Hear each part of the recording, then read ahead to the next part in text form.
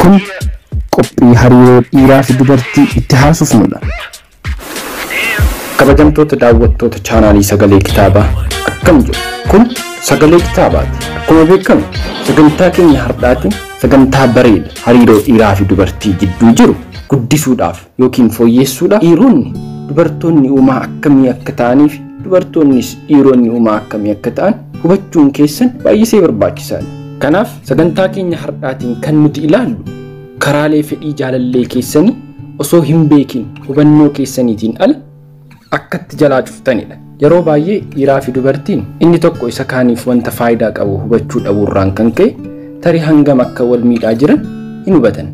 Bakka barbaadan akka hin geenye gufuu walitti ta'uu isaaniirraan ala dhiiraa fi dubartiin osoo hin beekin fedhiin hiriyyaa isaanii akka dhabamuuf sababa yommuu walitti ta'an ni agarra. Akkasumas dhiiraa fi dubartiin jaalala dursa isaan barbaachisu sana yoo hin arganne haala salphaadhaan fedhiin isaanii ni miidhama. Walumaa galatti dubartoonni dubbii isaanii inni dhiirotaaf deeggarsa yookiin kaka'umsa keessatti hin qabne dabalataanis dubbiin isaanii anummaa dhiirotaa akka miidhuu danda'u hin hubatan. Dubartiin tokko fedhiin jaalalaa kan dura dhiiraaf guutamuu qabu kan isheerraa waan adda ta'eef qofa miira isaa dura buutee hubachuuf yaaluu dandeessi. Ta'us garuu cal'iftee fedhiin isaa akkasidha jettee tilmaamuu hin dandeessu.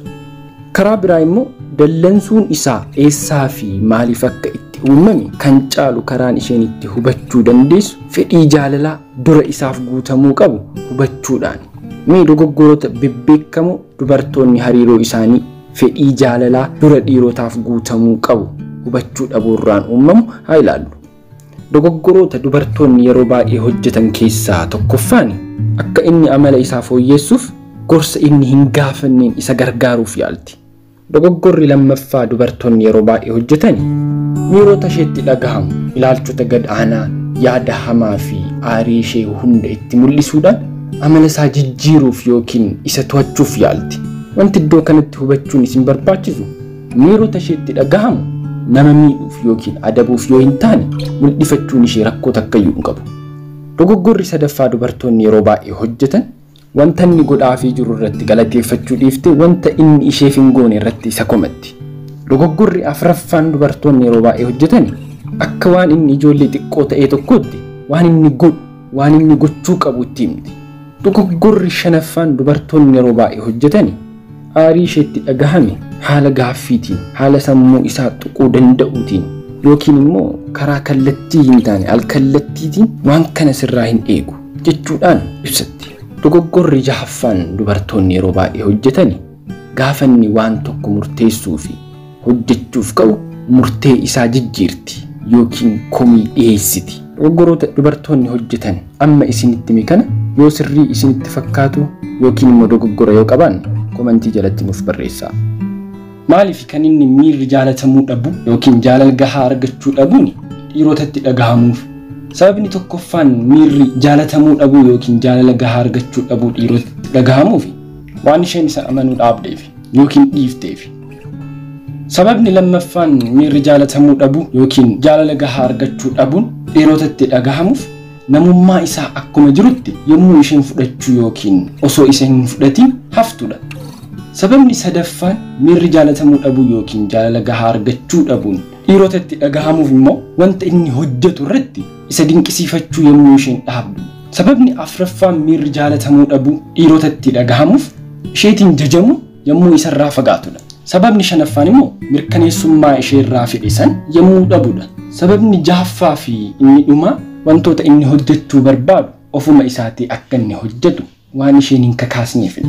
Karaa biraa immoo kabajamtoota daawwattoota keenya dubartoonni wanta dhiirri dura barbaadu hubachuu dhabuu isaaniirraa kan ka'e haala salphaan akkuma dogoggoran dhiironnis dogoggora mataa isaa danda'e hojjetu. Walumaa galatti dhiironni haasaa isaanii keessatti dubbii kabaja ishee tuquu fi ishee xiqqeessuu danda'u akka dubbatan isaanitti mul'atu. Dhiirri tokko akka isheen gammachuu isarraa hin qabne yookiin jaalala isaaf hin qabne beekuu ni danda'a. Garuu maaliif akka isheen jaalala isaaf dhabde yoo sirriitti gadi bu'ee hin hubanne walitti dhufeenya ishee waliin qabu jijjiiruu hin danda'u yookiin fooyyessuu hin danda'u.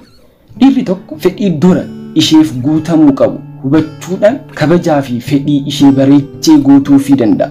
fedhii dubartootaa kana wajjin wal qabate dogoggoroota dhiironni yeroo baay'ee hojjetan haa ilaallu. Dogoggora dhiironni yeroo baay'ee hojjetan keessaa inni tokkoffaan isheen dhaggeeffatu haala salphaan yaadni isaanii bittinnaa gaaffilee ishee irratti fedhii qabaachuu isaa agarsiisu hin gaafatuuni. Dabalataanis akka inni isheef cinqamu ittiin agarsiisu. Dogoggorri lammataa dhiironni yeroo baay'ee hojjetan miira ishee kallattiidhaan fudhachuudhaan yookiin hubachuudhaan ishee sirreessuuf yaala. Itti dabales waan isheen furtee isarraa barbaadde waan itti fakkaatuuf gorsuu ni jalqabu. Dogoggorri sadaffaan dhiironni yeroo baay'ee hojjetan ni dhaggeeffataani garuu wanta isheerraa dhagayeetiin ni aara. Achi boodas aarii isaaf ishee komachuu eegala. Dogoggorri afraffaan dhiironni yeroo baay'ee hojjetan barbaachisummaa fedhii ishee fi miirota ishee jalaatii xiqqeessa yookiin jalaatii salphisa. Hojii yookiin ijoollee isaa irra caalchifata. Dogoggorri shanaffaan dhiironni yeroo baay'ee hojjetan gaafa isheen itti aartu akkamitti akka inni sirrii ta'ee fi maaliif akka isheen aaruu hin qabne himuu fi yookiin ibsuu fi eegala. Dogoggorri ja'affaan dhiironni yeroo baay'ee hojjetan erga taa'ee ishee dhaggeeffateen booda osoo homaa hin jedhiin ka'ee biraa deema. Kanaaf dhiironni dogoggoroota kana akkamitti akka sirreessuu qabdan sirriitti hubachuun isin barbaachisaa jechuudha. Dubbii keessan ifa gochuu gaafa ishee dhaggeeffattan yaada homaa osoo hin kennin osoo isheetiin addaan hin kutiin cal'istanii dhaggeeffachuu gaafa isheen yaada barbaaddu immoo yaada gahaa ta'e furmaata kennuufii danda'uu qabdu jechuudha. Maaliifidha? Miirri jaalatamuu dhabuu yookiin jaalala gahaa argachuu dhabuun durbootatti dhagahamuuf. Sababni tokkoffaan miirri jaalatamuu dhabuu kan isheetti dhagahamuuf gaafa inni ishee irratti fedhii agarsiisuu dhaabu yookiin akka ishee jaalatuu fi akka isheef cinqamu yoo itti agarsiisuu dhabedha. Sababni lammaffaan miirri jaalatamuu dhabuu kan durbootatti dhagahamuuf waan ishee hubachuu dhaabuuf yookiin ishee hubachuu dadhabuuf. Sababni sadaffaan miirri jaalatamuu dhabuu durbootatti dhagahamuuf yoo inni ishee hin kabajnedha. Kabajni yoo ishee irraa hirdhate jechuudha. Sababni afraffaan miirri jaalatamuu dhabuu kan durbootatti dhagahamuuf yoo inni isheef aarsaa kafaluu dhiise yookiin immoo isheen isaaf nama addaa yookiin special ta'uu ishee yoo itti agarsiisuu dhaabedha.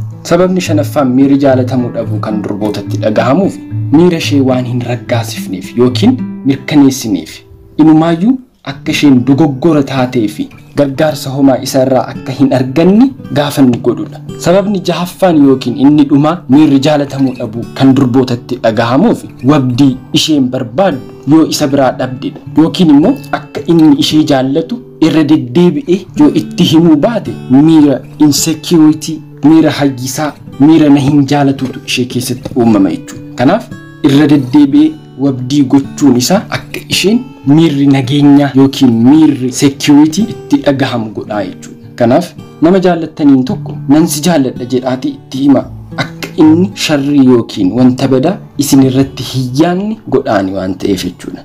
Sagantaa keenya har'aa hariiroo dhiiraa fi dubartii fedhii jaalallee keessanii osoo hin beekin karaa jalaa cufuu dandeessanii fi furmaata isaa isiniif dhiyeessine asuma irratti xumurre. Yeroo biraa mata duree haaraatiin haga walitti deebinutti nagaan nuuf tura. Chaanaalii keenya like, share, subscribe gochuu keessan hin dagatinaa. Yaada viidiyoo keenya irratti qabdan komentii jalatti nuuf barreessaa.